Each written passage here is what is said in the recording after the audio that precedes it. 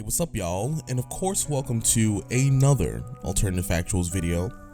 So let's kind of get this week going properly. Like I said, just been a lot going on for me personally, but that's doing with my my business on the side outside of YouTube.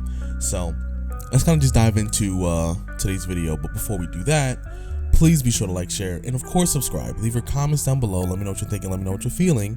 And without further and or possible ado, let's kind of just dive into this. Okay, so with the end of WandaVision, you know, the whole first season, first of all, I just want to go by the way and say I was really disappointed because, one, it wasn't because of the show itself. They really just put out 9 episodes and really thought I was going to be good with that. Why couldn't they make it an even 10? Like, just give us one more, like. And then we never got that hour episode, even though the last 2 or 3 were like 40-something minutes, 40 minutes. I don't even think it was 40 minutes because it was like 8 minutes of credits, so that's whatever at that point. But still, why didn't they just give us 10 episodes? They could have, you know, put a little something on there, and they could have, you know, sprinkled a little something extra, you know, and not like we wouldn't have enjoyed that. You know, we're fans of the MCU, we love Marvel, so of course we would definitely, you know, stick around for that 10th episode. But regardless, with the end of WandaVision, we see that Monica Rambeau's power is basically still manifesting. It's still changing her. At that point, her eyes glowed a different color. Remember, initially when she got her powers, it glowed blue. This time it glowed yellow. Now, obviously, her powers depend on the type of, you know, radiation that comes off the electromagnetic spectrum, which obviously I think her eyes will indicate what kind of source she might be feeding from. Blue might be more related to cosmic energy, maybe, possibly. I'm just making an assumption, and there's no backing for what I'm saying right now, but I'm just giving you, like, I guess some sort of example. And then yellow, for example, would be if she's somehow just turning into hard light, if she's somehow transforming her body into hard light or typical solar radiation, something like that. Just be mindful of that. Her eyes probably will indicate the type of power she's using or tapping into when it comes to the EM spectrum. But besides that, this is not about Monica Rambeau. This is the importance of her character and how she's probably going to be the gateway for characters like Adam Brashear.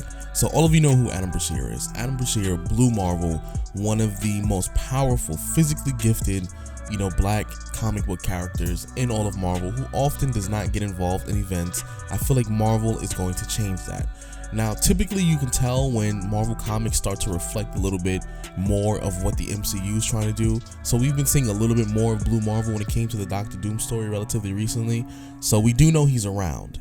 And I'm pretty sure he's going to pop up in a couple other stories, maybe not like his own solo run, for example, at least not that I know of, but I'm pretty sure he's going to be a little bit more active if rumors are proven to be true.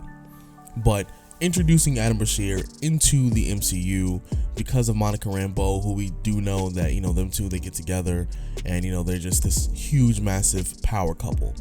But they get together and they just basically do what they do and be the best, you know, black king and queen that they possibly can be. And first of all, I'm letting y'all know too, the woman who plays Monica Rambeau in WandaVision, she fine as hell.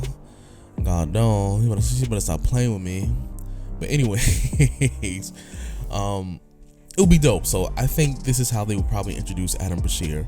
I don't think Adam Brashear, actually I'm lying.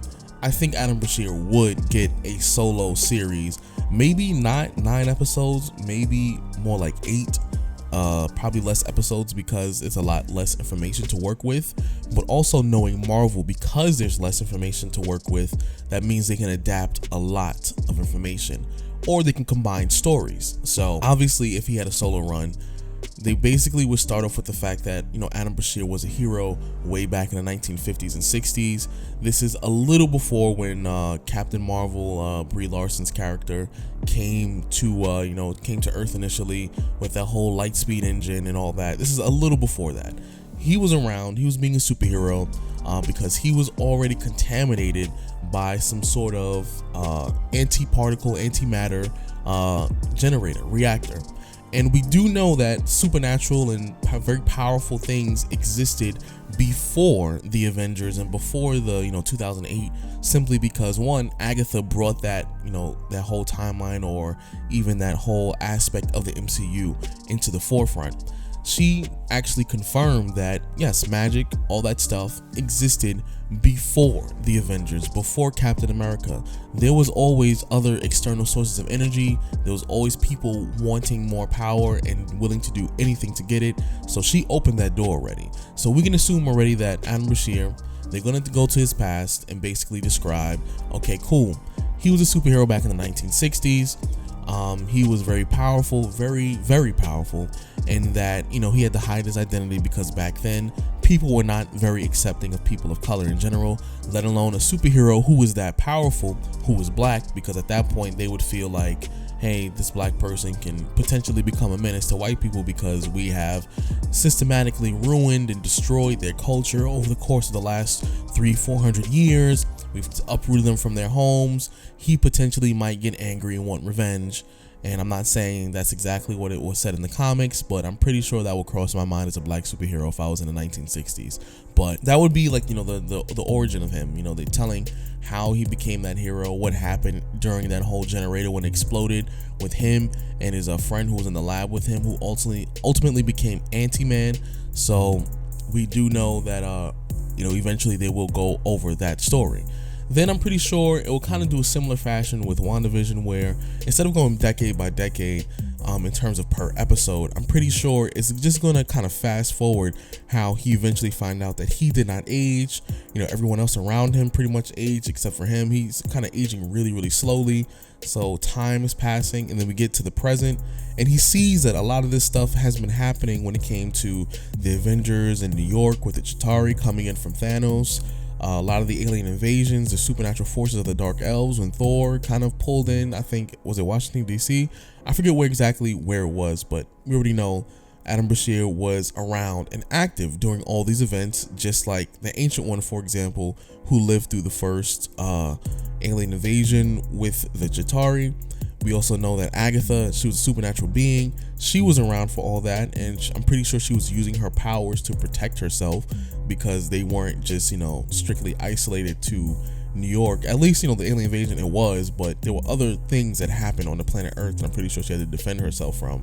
So there's that. But in general, I'm pretty sure we'll see as time progressed, as time passed, he noticed he didn't age, he had to defend himself, so occasionally he would have to use his powers for situations like New York, because in the comics he lived in New York.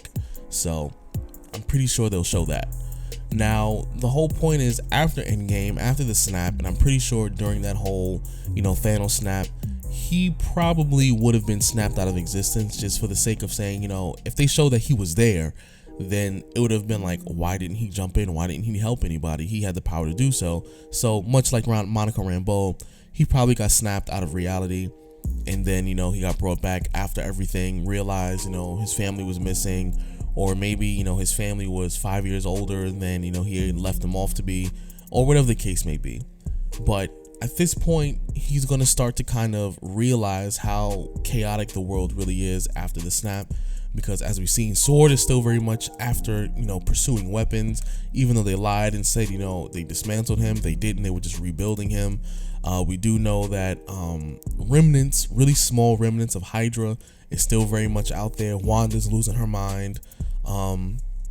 We already know Monica Rambeau is going to be going to space, which means there's going to be extraterrestrial creatures coming to Earth, which is where Blue Marvel was the most involved, because he was working with Carol Danvers, Monica Rambeau, a couple other people as well, when it came to the Ultimates. So that was very that's something we're going to kind of look forward to, going over his past, seeing how he progressed from the past all the way to the present day during the whole Infinity Saga, and then working his way to becoming a part of a team called the Ultimates. And I'm pretty sure Sword, sentient world observation of sentient weapon observation response department, I'm pretty sure they've already had Adam Bashir on their map due to the amount of power he had, and I'm pretty sure that's the case because his power was probably being tracked by Hydra before Captain America Civil War, before he released all that information onto the internet.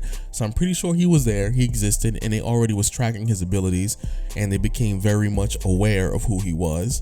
So I'm pretty sure that's already a thing, and they're just going to make up that excuse when it comes to a series like that. And then eventually he's going to run into Carol Danvers, who for some reason I'm pretty sure he might have known her already or knew of her. And then Monica Rambeau, who he'll be meeting for, he'll be meeting for the first time. And then at that point they'll get together. They'll form this relationship, and hopefully Marvel will allow them to have kids, and then make my other 2 videos that I did a while ago that did really, really well to become even more relevant. So that would be super dope.